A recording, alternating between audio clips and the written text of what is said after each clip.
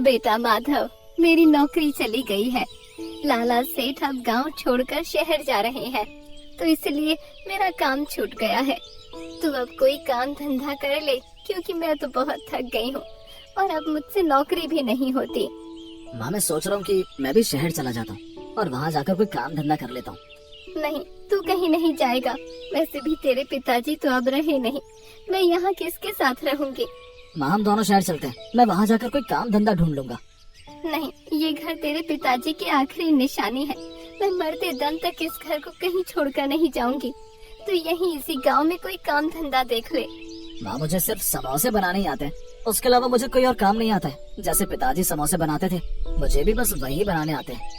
ठीक है बेटा, तू भी बाजार में समोसे का ठेला लगा ले, इससे घर का गुजारा हो जाएगा। ठीक है माँ, मैं फिर जाकर वही करता हूँ। माधव जल्दी जल्दी समोसे का ठेला लगाने की तैयारी करता है और बहुत सारे समोसे बनाता है। अरे वाह बेटा, वाह वाह बेटा, खुशबू तो बहुत अच्छी आ रही है। तू बिल्कुल अपने पिताजी की तरह समोसे बनाता है। हाँ माँ, ये समोसे बनाने मैंने पिताजी से सीखे। देखना माँ, मैं जल्दी जल्दी बहुत सारे समोसे बेचकर घर की सारी परेशानियाँ खत्म कर दूंगा। हाँ बेटा, देख लियो, अब सब ठीक हो जाएगा। माधव के ठेले पर बहुत सारे ग्राहक खड़े होते हैं, लेकिन नंदू हलवाई की दुकान पर सिर्फ मक्खियों के अलावा और कुछ नहीं होता। अरे ओ माधव भाई, जरा एक समोसा तो और देना, क्योंकि एक समोसा खाने पर तो मेरा मन ही नहीं भर रहा है। देता हूँ, आराम से बैठकर खाइए। बहुत गरम गरम समोसे हैं, कहीं भैया आपका मुंह ना जल जाए।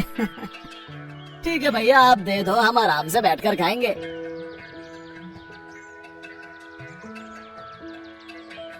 ऐसे ही एक एक करके माधव के ठेले से सारे समोसे बिक जाते हैं और सभी ग्राहक आराम से बैठकर और स्वाद से समोसे खाते हैं।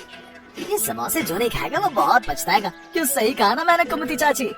हाँ हाँ बेटा, तू सही कह रहा है। मैंने पहले भी इसकी बगल वाली दुकान से समोसे खाए हैं, लेकिन इस पूरे गांव में ऐसी कोई दुकान या ठेला नहीं है जिस पर इतने अच्छे समोसे मिलते हैं। ये समोसे बहुत लाजवाब हैं। हाँ चाची, यहाँ के समोसे जो कोई भी खाएगा वो बार बार मांगेगा। माधव जल्दी से सारे के सारे समोसे बेचकर अपने घर चला जाता है।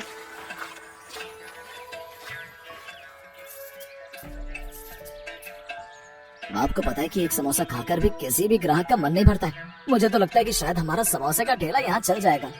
हाँ बेटा, तू सही कह रहा है, हमारा ठेला यहाँ चल जाएगा। हाँ माँ, लेकिन ये चिल्लर मैं कब तक ऐसे रोज रोज गिनूंगा? माधव बेटा, बूंद बूंद से ही घड़ा भरता है।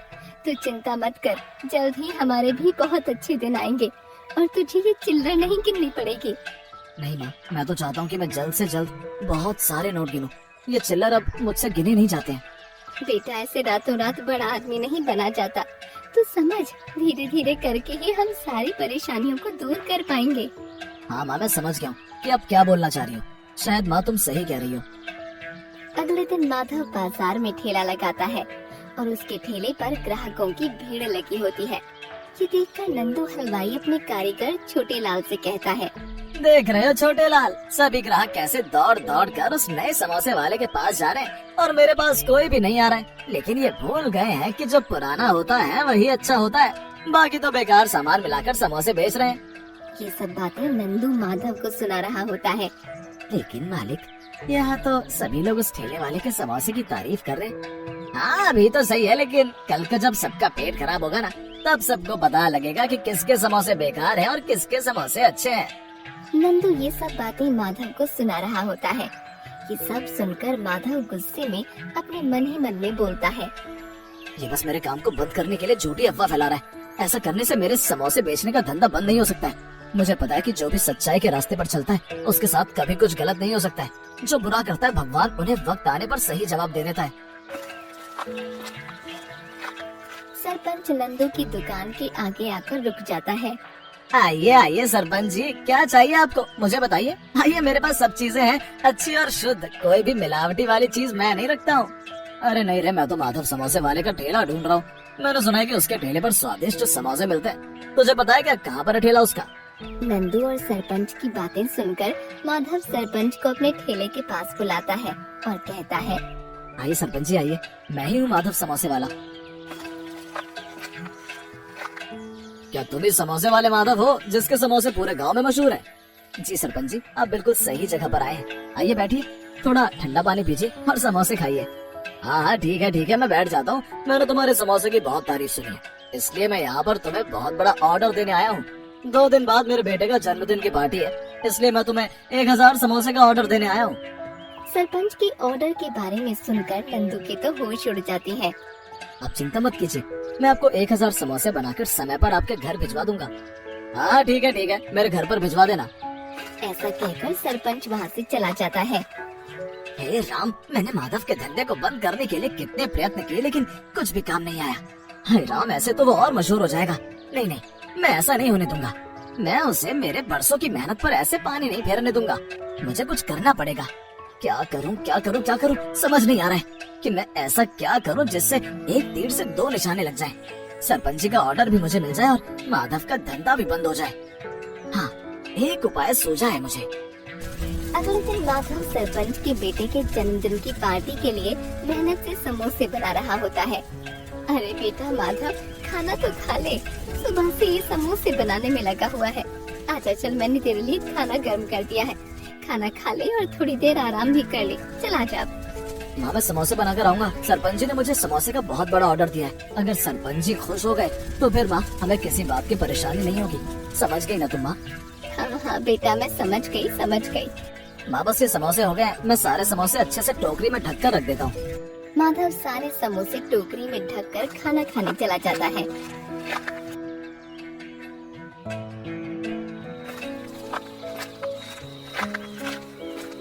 हाँ, यहाँ बना रखे हैं इसने समोसे।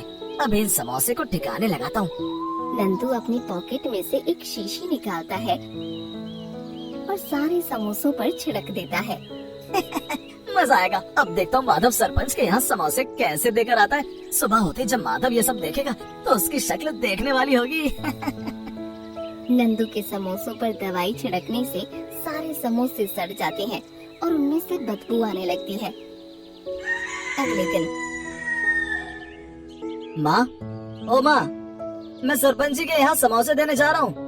माधव जैसे ही समोसे उठाने के लिए बाहर आता है, समोसों में से आ रही बदबू को देखकर वो एकदम हक्का बक्का रह जाता है। अरे माँ, ओ माँ, देखो ये समोसे को क्या हो गया है? अरे बेटा, क्या हुआ? तू ऐसे क्यों चिल्ला रहा है? क्या हुआ? अरे माँ देखो तो, मैंने तो रात को इन्हें ढक कर रखा था, शायद इसलिए इनमें से बदबू आ रही है। हाय, अब मैं क्या करूँ? हाय सत्यानाश! अरे बेटा, अब क्या होगा? माँ, मैं सरपंच को क्या मुंह दिखाऊंगा? अब बोलो ना माँ, मैं क्या करूँ? मैंने अब अगर शाम तक समोसे नहीं भेजे तो मेरी बहुत बदनामी हो जाएगी। हाय माँ, मैं क्या करूँ?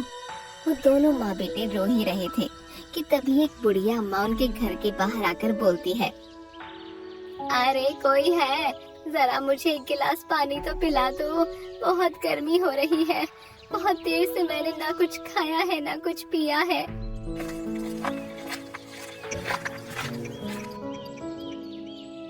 हाँ, आइए बूढ़ी अम्मा, आइए बैठिए, मैं अभी पानी लेकर आता हूँ। पानी पिलाने में कौन सी बड़ी बात है, आइए मेरे साथ, मैं आपको पानी देता हूँ। माधव बूढ़ी अम्मा को अपने घर में ले जाता है। घर में जाकर बूढ़ी अम्मा के मुंह में पानी आ जाता है समोसों को देखकर। अरे वाह बेटा, क्या बात है, समोसों में से एक समोसा मुझे भी दोगे? बहुत भूख लगी है, मैंने सुबह से कुछ नहीं खाया, एक समोसा दे दो। बुढ़िया अम्मा, इन सारे समोसे में से तो बदबू आ रही है। तो क्या हुआ बेटा, इनमें से ही मुझे एक समोसा दे दो ना, कृपा करो, एक समोसा दे दो, भगवान तुम्हारा भला करेगा। माधव समोसे की टोकरी में से एक सही सा समोसा निकालकर बुढ़िया अम्मा को खिला देता है और पानी देता है। बूढ़ी अम्मा वो समोसा बहुत मजे से खाती है। अरे वाह बेटा, ये समोसे तो खाने में बहुत अच्छे हैं, बहुत स्वादिष्ट समोसे बनाए हैं, मेरा तो एक समोसे खाकर मन ही नहीं भरा। बूढ़ी अम्मा, ये तो ठीक है, लेकिन मेरे साथ एक बहुत बड़ी समस्या हो गई है। पता नहीं कैसे ये सारे समोसे में से बदबू आ रही है। मैं अब कैसे सरपंच जी को अपना मुंह दिखाऊंगा?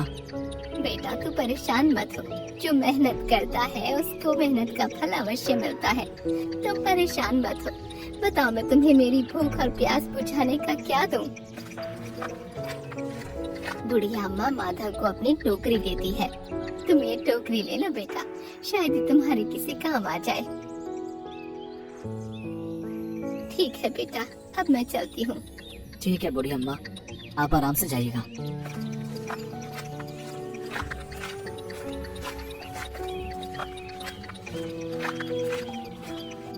अब इस टोकरी को मैं कहाँ रखूंगा?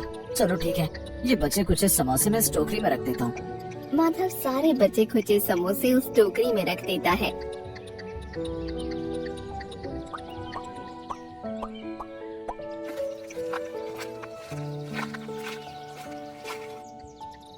अरे बेटा, तू ये क्या कर रहा है? ला दे, मैं ये सारे समोसे बाहर फेंक आती हूँ। इन सबको तो माँ तुम बाहर गिर दोगी। हाँ, ला दे बेटा, मैं इन सबको बाहर फेंक कर आती हूँ। वो एक एक करके सारे समोसे टोकरी में से बाहर निकालता है, लेकिन टोकरी में से समोसे निकलना खत्म ही नहीं होते। ऐसा करते करते उसकी 2-3 बड़ी बड़ी परातें समोसों से भर जाती हैं, लेकिन टोकरी में से समोसे निकलना खत्म नहीं होते। अरे अरे, ये क्या हो रहा है? इतने सारे समोसे कहाँ से आ गए? बेटा, मेरे को लगता है कि शायद ये टोकरी कोई जादुई टोकरी है। चल बेटा, एक काम कर, जल्दी जल्दी से तू इस टोकरी में से समोसे बाहर निकाल दे और वो सारे समोसे तू सरपंच जी को दे आ। हाँ माँ, मुझे भी लगता है ये सब कमाल उन बूढ़ी अम्मा की इस जादुई टोकरी का ही है। ऐसे देखते देखते टोकरी में से 6-7 बड़ी बड़ी परातें भरकर समोसे निकल जाते हैं। बेटा, जा तू ये समोसे सरपंच जी के घर दे आ। हाँ माँ, मैं ये सारे समोसे सरपंच जी के घर दे आता हूँ। हे भगवान, शुक्र है तेरा, आज इस जादुई टोकरी की वजह से हमारी इज्जत जाते जाते बच गई। माधव सारे समोसे लेकर सरपंच के यहाँ जा रहा होता है कि तभी रास्ते में नंदू उसे देखकर हैरान हो जाता है कि उसके पास इतने सारे समोसे कैसे आए, क्योंकि उसके बनाए हुए समोसे तो उसने खराब कर दिए थे।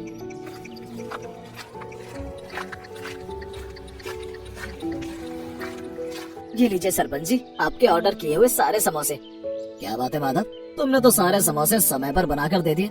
ये लो तुम्हारी मेहनत का फल। माधव वो सारे समोसे सरपंच को दे देता है और सरपंच उसे पैसों से भरी पोटली देता है। धन्यवाद सरपंच जी। चलो, अब तो सारी परेशानियां ही खत्म हो गई। सरपंच जी ने खुश होकर मुझे इतना बड़ा तोहफा दे दिया है। चलो ये जाकर मैं माँ को दिखाता हूँ, माँ बहुत खुश हो जाएगी।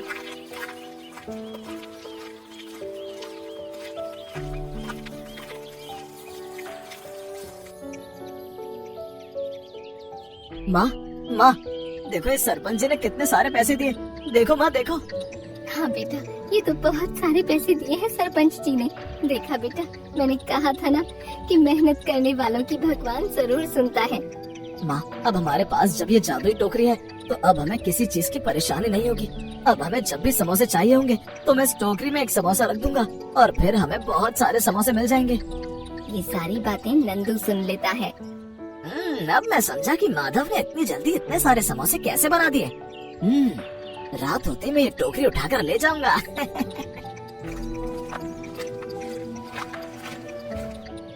चल बेटा, अब तू कुछ खा ले, तूने सुबह से कुछ नहीं खाया।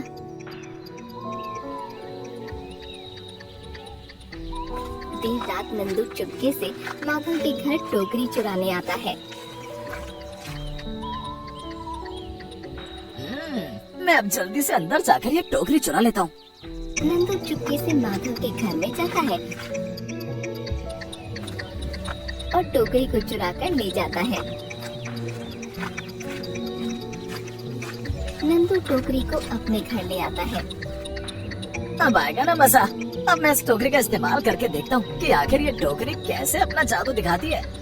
नंदू टोकरी में एक समोसा डालता है कि तभी उसमें कुछ जादू सा होता है और एक समोसे के बहुत सारे समोसे बन जाते हैं। अरे अरे, ये इस टोकरी ने तो एक समोसे के बहुत सारे समोसे कर दिए।